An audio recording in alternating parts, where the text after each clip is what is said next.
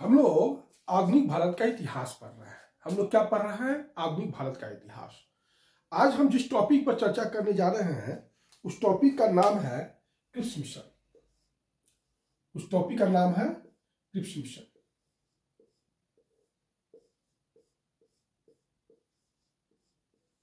आज हम जो इस टॉपिक की चर्चा करने जा रहे हैं उस टॉपिक का नाम है क्रिप्स मिशन। देखिए, क्रिप्स मिशन ब्रिटेन के प्रधानमंत्री थे। ब्रिटेन के प्रधानमंत्री थे विंस्टन चर्चिल। विंस्टन चर्चिल थे और उस समय द्वितीय विश्व युद्ध चल रहा था। क्या चल रहा था? द्वितीय विश्व युद्ध चल रहा था, सेकेंड वर्ल्ड वार। अब सेकेंड वर्ल्ड वार में ब्रिटेन पर बहुत दबाव पड़ रहा था। दबाव कौन कौन डाल रहा था? तो अमेरिका का राष्ट्रपति रूजवेल्ट, चीन का जो प्रमुख था चियांग काई शेक, वो भी ब्रिटेन पर दबाव डाल रहा था। ऑस्ट्रेलिया दबाव डाल रहा था कि भारतीय नेताओं से आप बात कीजिए, ब्रिटेन को कहा रहा था, और उनसे कहिए कि सेकेंड वर्ल्ड वार में हमको सपोर्ट करें और स्वाधीनता भी उनको अब दे दीजिए, स्वतंत्रता दे दीजिए भारत को। ये ब्रिटेन के प्रधानमंत्री विंस्टन चर्चिल पर सेकेंड वर्ल्ड वार के दौरान बहुत प्रेशर पड़ रहा था। जब इस प्रकार का प्रेशर बहुत पड़ रहा था, उसी समय क्या हुआ कि हाँ, ये बात है विंस्टन चर्चिल पर। तो भारत उस समय अगस्त प्रस्ताव 8 अगस्त 1940 को आया था, लेकिन कोई सम्मान समझौता नहीं हुआ। बाद में गांधी जी ने व्यक्तिगत सत्याग्रह शुरू किया, फिर उसको भी वापस दे दिया। मार्च 1942 में विंस्टन चर्चिल ने 11 मार्च 1942 को, विंस्टन चर्चिल जो ब्रिटेन के प्रधानमंत्री थे, उन्होंने घोषणा किया कि भारतीय समस्याओं या भारत में जो राजनीतिक गतिरोध बना हुआ है उसके लिए जो है ब्रिटिश संसद के जो सदस्य हैं, जो मजदूर पार्टी के हैं, जो लेबर पार्टी के हैं, उनका नाम है sir Stafford Cripps. Sir Stafford Cripps को भारत भेजा जाएगा भारतीय नेताओं से बात करने के लिए। यह बात हुआ। जब यह घोषणा 11 मार्च 1942 को हो गया, तो 23 मार्च को जो है क्रिप्स जो मिशन है वो भारत आया। क्रिप्स मिशन 23 मार्च को भारत आया और तब भारतीय राष्ट्रीय कांग्रेस के ने अपना जो है क्रिप्स मिशन से बात करने के लिए 2 नेताओं को अधिकृत किया। उनमें थे, मतलब भारतीय राष्ट्रीय कांग्रेस ने अबुल कलाम आजाद और जवाहरलाल नेहरू को कहा कि आप जो है क्रिप्स मिशन से बात कीजिए। यह यहां तक हो गया। 30 मार्च को क्रिप्स मिशन ने रिपोर्ट प्रस्तुत किया। 30 मार्च को क्रिप्स मिशन ने रिपोर्ट प्रस्तुत कर दिया अपना। जब यह क्रिप्स मिशन ने अपना रिपोर्ट प्रस्तुत किया, तो गांधी जी ने और भारतीय राष्ट्रीय कांग्रेस और मुस्लिम लीग, जो दोनों प्रमुख पार्टी थी उस समय की, दोनों ने जो है क्रिप्स मिशन को नकार दिया, मतलब मानने से इनकार कर दिया। गांधी जी ने इसको पोस्ट डेटेड चेक कहा। क्रिप्स मिशन को गांधी जी ने, परीक्षा में बार बार पूछता है कि गांधी जी ने क्रिप्स मिशन को पोस्ट डेटेड चेक कहा। बाद में नेहरू जी ने जोर दिया यह डूबते हुए बैंक का चेक था। बाद में नेहरू जी ने इसमें जोर दिया कि यह डूबते हुए बैंक का चेक था। डूबते हुए बैंक का चेक था। प्रेशर काफी था। खैर, हम आगे चर्चा करेंगे। अब यह हम चर्चा करें कि आखिर क्रिप्स मिशन में वो कौन कौन प्रावधान थे जिसके कारण भारतीय राष्ट्रीय कांग्रेस और क्रिप्स मिशन दोनों ने इसको मानने से इनकार कर दिया। देखिए, क्रिप्स मिशन या जब भारत में आया था तो उस समय भारत के वायसराय थे लॉर्ड लिनलिथगो। लॉर्ड लिनलिथगो जो है भारत के वायसराय रहे हैं 1946 से लेके 1943 तक। लॉर्ड लिनलिथगो 1946 से लेके 1943 तक भारत में जो है क्या कहते हैं कि वायसराय थे।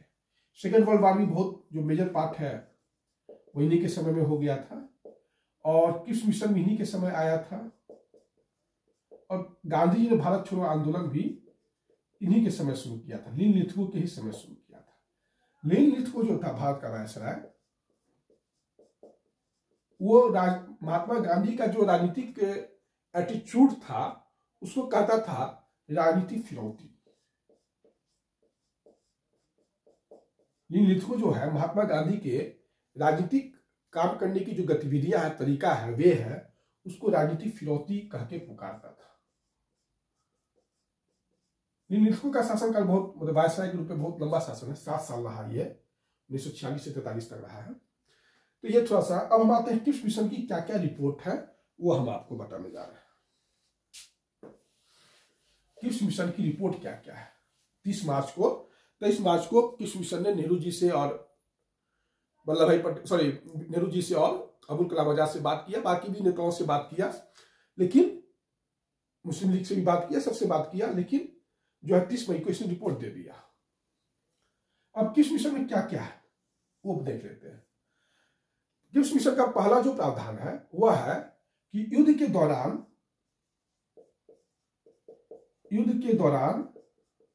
जो है ब्रिटिश वायसराय की नई कार्यकारिणी परिषद का गठन किया जाएगा। युद्ध के दौरान ब्रिटिश वायसराय की नई कार्यकारिणी परिषद का गठन किया जाएगा। नई कार्यकारिणी परिषद का गठन किया जाएगा। कोई दिक्कत? जिसमें भारतीय जनता के प्रमुख दलों के प्रतिनिधि होंगे। इसमें भारतीय जनता के प्रमुख दलों के प्रतिनिधि होंगे। फिर से समझिए, क्रिप्स मिशन का प्रावधान यह था कि युद्ध के दौरान ब्रिटिश वायसराय की नई कार्यकारिणी परिषद में जिसमें भारतीय जनता के प्रमुख दलों के प्रतिनिधि शामिल होंगे, लेकिन जो युद्ध मंत्रालय होगा वो ब्रिटिश सरकार अपने पास रखेगा। युद्ध मंत्रालय छोड़कर बाकी सारा मंत्रालय जो है क्रिप्स मिशन के द्वारा अब जो है भारतीय लोग संभालेंगे। सिर्फ जो है युद्ध मंत्रालय जो है ब्रिटिश सरकार या ब्रिटिश मंत्री संभालेगा। मतलब मेरे कहने का अर्थ है कि ब्रिटिश के नियंत्रण में रहेगा युद्ध मंत्रालय, बाकी सारा मंत्रालय जो है वह भारतीय को दे दिया जाएगा। दूसरा जो इंपॉर्टेंट प्रावधान है, भारतीयों को अपना संविधान बनाने का अधिकार दिया गया। दूसरा प्रमुख महत्वपूर्ण प्रावधान है, भारतीयों को अपना संविधान बनाने का अधिकार दिया गया। और ये संविधान कैसे बनेगा? भारतीयों को अपना संविधान निर्माण बनाने का अधिकार दिया गया, जिसके लिए भारतीयों को अपना संविधान बनाने का अधिकार दिया गया, जिसके लिए युद्ध के बाद एक संविधान निर्माण परिषद या सभा का गठन किया जाएगा। युद्ध के बाद संविधान निर्माण सभा या परिषद का गठन किया जाएगा। भारतीयों को अपना संविधान बनाने का अधिकार दिया गया और युद्ध के बाद एक संविधान निर्माण सभा या परिषद का गठन किया जाएगा जो संविधान बनाएगा। और संविधान निर्माण सभा कैसे बनेगा? तो ब्रिटिश जो प्रांत है ब्रिटिश प्रांत से जो है चुने जाएंगे व्यक्ति और देसी रियासत के प्रतिनिधि शामिल होंगे। उनसे जो है संविधान निर्माण सभा का गठन किया जाएगा। ब्रिटिश प्रांत से जो है निर्वाचित सदस्य होंगे, ठीक, और देसी रियासत से मनोनीत होंगे।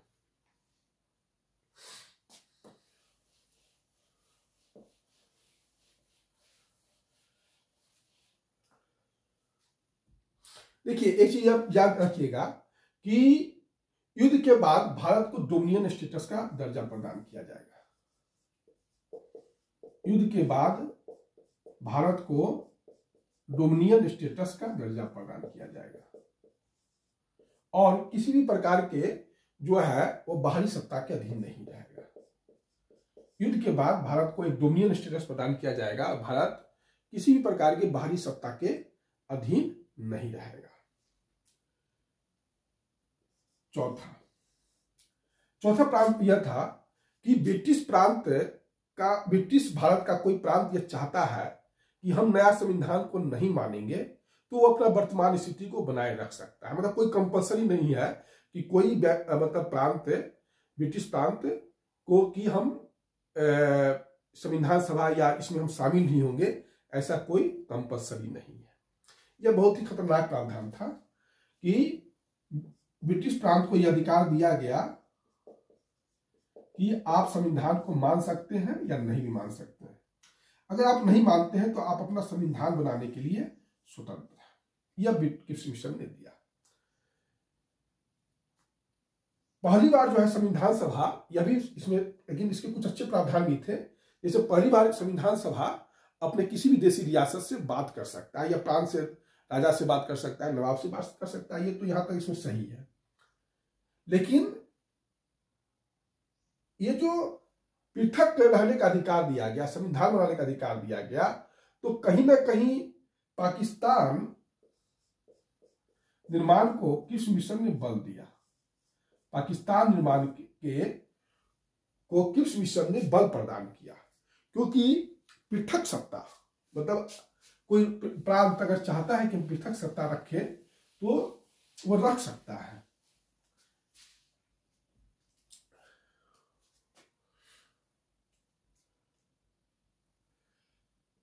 मुस्लिम लीग ने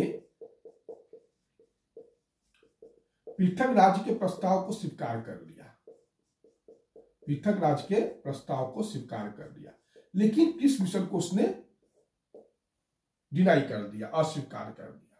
लेकिन कहीं ना कहीं किप्स मिशन में जो पृथक राज्य का प्रस्ताव एक तरह से था, वो मुस्लिम लीग को यह हिंट मिल चुका था।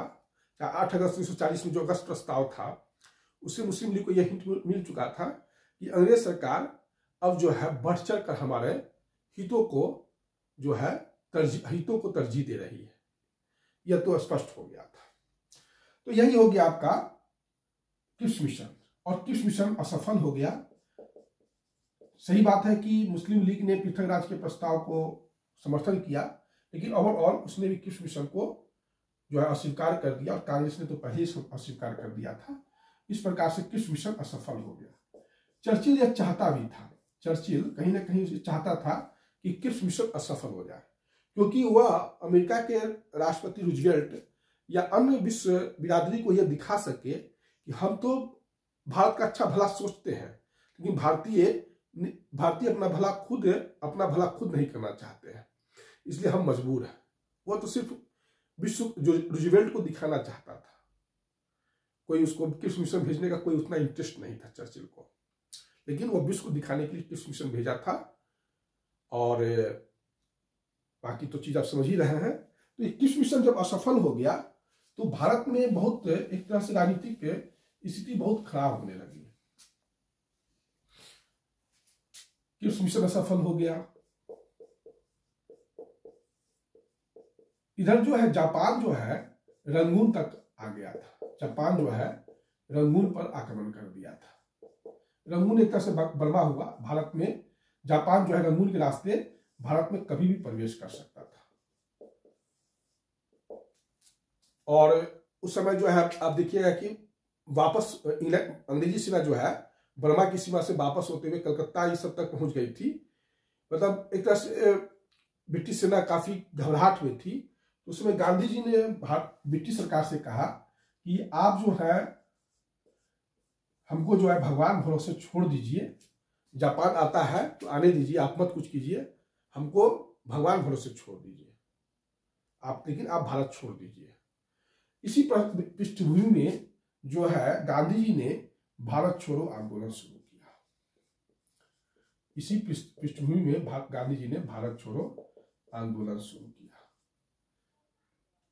किप्स मिशन असफल हो गया था, जापान रंगून तक आ गया था, और भारत को स्वाधीनता की बात थी, भारत की स्वाधीनता की बात थी, वो जो है नहीं मान रहा था।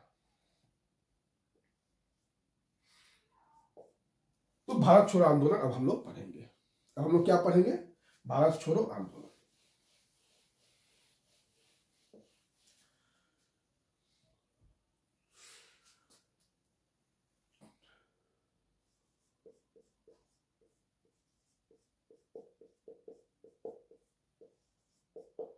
वर्धा जो है नागपुर में है, एक जगह है वर्धा, वर्धा नदी भी है, और वर्धा आपको एक प्लेस है, वहां गांधी जी का आश्रम था वर्धा में। तो वर्धा में जो है 14 जुलाई 1942 को एक कांग्रेस वर्किंग कमेटी की बैठक हुई। कांग्रेस वर्किंग कमेटी का बैठक हुआ, और वहीं पर जो है महात्मा गांधी के नेतृत्व में कांग्रेस वर्किंग कमेटी ने डिसीजन लिया कि संघर्ष को शुरू किया जाए और इस भारत छोड़ो आंदोलन शुरू किया जाए, जिसको अगस्त प्रस्ताव भी कहते हैं। भारत छोड़ो आंदोलन शुरू किया जाए, जिसको अगस्त प्रस्ताव भी कहते हैं। लेकिन इसको सार्वजनिक नहीं किया गया। यह कांग्रेस वर्किंग कमेटी ने मीटिंग किया वर्धा में 14 जुलाई 1942 को, लेकिन इसको सार्वजनिक नहीं किया कि हम जो है भारत छोड़ो आंदोलन शुरू करने जा रहे, ऐसा कोई। लेकिन कांग्रेस वर्किंग कमेटी ने यह डिसीजन ले लिया कि भारत की स्वाधीनता के लिए महात्मा गांधी के नेतृत्व में अब जो है संघर्ष शुरू किया जाए, और जिसको भारत छोड़ो आंदोलन कहा जाता था, या अगस्त प्रस्ताव भी कहा जाता है। भारत छोड़ो प्रस्ताव या अगस्त प्रस्ताव कहा जाता है। सार्वजनिक नहीं किया गया था इसको, प्रस्ताव को, आंदोलन को सार्वजनिक नहीं किया गया था। उसके पहले क्या किया गया, 1 अगस्त 1942 को तिलक स्वराज दिवस मनाया गया। तिलक दिवस मनाया गया क्योंकि 1 अगस्त 1920 को गांधी तिलक मरे थे 1920 में, तो तिलक दिवस मनाया गया। और ये इसी दिन जो है घोषणा किया गया कि जो है भारत छोड़ो आंदोलन शुरू होगा। ठीक। और ये जो तिलक दिवस बना था, ये बना था इलाहाबाद में। इलाहाबाद का अर्थ प्रयागराज, उस समय इलाहाबाद कहलाता था, और आज का ये प्रयागराज था। ठीक। तो यह हो गया आपका कारण। तो जानते ही किस मिशन की असफलता, भारत को स्वाधीनता का भारत को स्वाधीन करना, जापान तक जो है रंगून तक जापान पहुंच गया था, ये सब कारण थे। खैर यहां पर हम लोग 8 अगस्त 1942 को कांग्रेस का एक अधिवेशन हुआ बंबई में। 8 अगस्त 1942 को कांग्रेस का एक अधिवेशन हुआ बंबई में।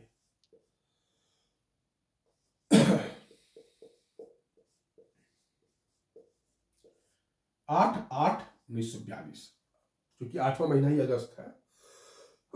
8 अगस्त 1942 को कांग्रेस का अधिवेशन बंबई में हुआ। जब बंबई में अधिवेशन हुआ तो बंबई में जगह का नाम है कांग्रेस का अधिवेशन ग्वालियर टैंक मैदान में। ग्वालियर टैंक मैदान में बैठक हुआ था, और यहीं पर जो है भारत छोड़ो आंदोलन का प्रस्ताव पारित किया गया।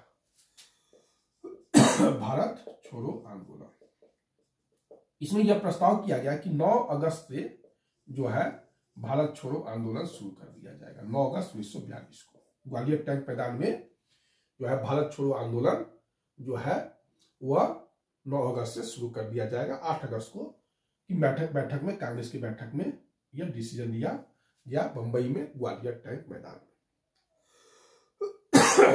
इसको भारत छोड़ो प्रस्ताव भी कहते हैं। करो मरो का नारा दिया, ये सब तो हो गया। जैसे ही अंग्रेज को यह बात पता चला कि गांधी जी 9 अगस्त 1942 को भारत छोड़ो आंदोलन शुरू कर रहे हैं, तो उस समय वायसराय थे लॉर्ड लिनलिथगो। वायसराय कौन थे? Lord Linlithgow. उसने ऑपरेशन 0 आवर चला दिया। उसने क्या किया? ऑपरेशन 0 आवर चला दिया। ऑपरेशन 0 आवर चला के जो है कांग्रेस के सभी महत्वपूर्ण नेता को गिरफ्तार कर लिया गया। क्योंकि राजेंद्र प्रसाद उस समय बंबई में जो कांग्रेस का अधिवेशन हुआ था 8 अगस्त 1942 को, उसमें वह नहीं आ पाए थे, वो बिहार में ही थे। तो राजेंद्र प्रसाद को पकड़ के ब्रिटिश सरकार ने पटना में बांकीपुर जेल है उसमें कैद कर लिया। बांकीपुर जेल में कैद कर लिया। गांधी जी को, उनकी पत्नी कस्तूरबा गांधी को, महादेव देसाई को, ये सारे लोग, सरोजिनी नायडू को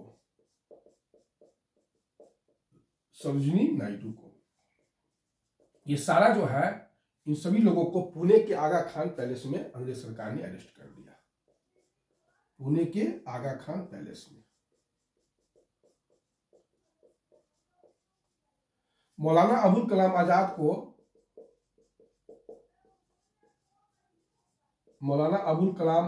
को बांकुरा जेल में बंद कर दिया गया। बंगाल में है बांकुरा जेल, वहीं उनको बंद कर दिया गया, मौलाना अबुल कलाम आजाद को। जयप्रकाश नारायण को गिरफ्तार करके रख लिया गया था हजारीबाग जेल में, लेकिन हजारीबाग जेल से जो है ये 9 नवंबर दिवाली की रात थी, 9 नवंबर 1942 को जब भाग गए, मतलब जेल का दीवार तोड़ के भाग गए। बाद में वो गिरफ्तार कर लिए गए और पटना जेल में इनको शिफ्ट कर दिया गया, जयप्रकाश नारायण को। तो जयप्रकाश नारायण हजारीबाग जेल में जो है कैद किए गए, और फिर जब वहां से फरार हुए, जेल तोड़ के, मतलब जेल से भागे, तो फिर पटना जेल में उनको रख दिया गया। तो ये सारे नेता हुए। एक इंपॉर्टेंट हुए, सबसे ज्यादा नेता रखे गए अहमदनगर जेल में, और सभी बहुत इंपॉर्टेंट नेता को भी एक साथ रखा गया था अहमदनगर जेल में। अहमदनगर जेल जवाहरलाल नेहरू के लिए बहुत इंपॉर्टेंट है, कारण मैं बता रहा हूं। अहमदनगर जेल, अहमदनगर पुणे में, सॉरी बंबई में है, महाराष्ट्र में है। अहमदनगर जेल में जवाहरलाल नेहरू, आचार्य कृपलानी, पट्टाभी सीतारामैया, डॉक्टर महमूद हुसैन, डॉक्टर प्रफुल्लचंद्र घोष, इस सारे लोगों को जो है अहमदनगर जेल में अंग्रेज सरकार ने इनको बंद कर दिया। सारे लोग जो है यहीं पर बंद हो गए। ये भी बंद हुए थे, गोविंद वल्लभ पंत भी, गोविंद वल्लभ पंत भी अहमदनगर जेल में बंद थे। ये जेल जवाहरलाल नेहरू के लिए बहुत इंपॉर्टेंट है, क्योंकि discovery of India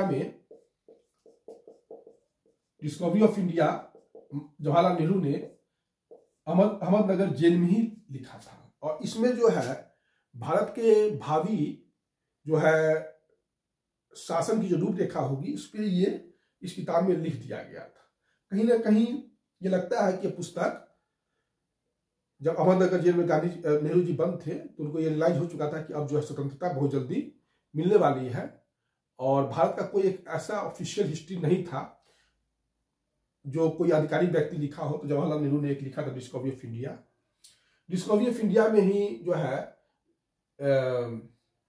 Jawaharlal Nehru लिखते हैं कि एक बार मुझसे इकबाल ने कहा था, मोहम्मद इकबाल ने कहा था कि जिन्ना जो है एक राजनीतिज्ञ है और नेहरू जी एक